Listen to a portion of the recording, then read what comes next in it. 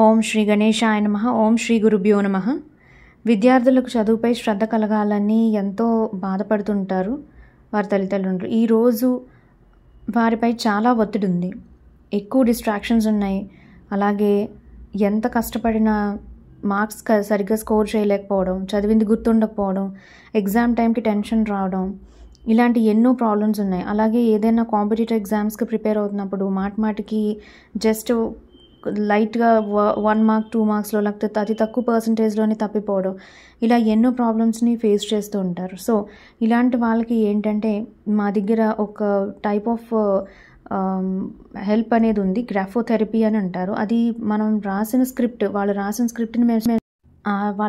స్క్రిప్ట్ని బట్టి ఎక్కడెక్కడ కరెక్షన్స్ చేయాలో అనేది చెప్తాం. దీన్ని గ్రాఫో అనాలిసిస్ అంటారు, గ్రాఫోథెరపీ అంటారు.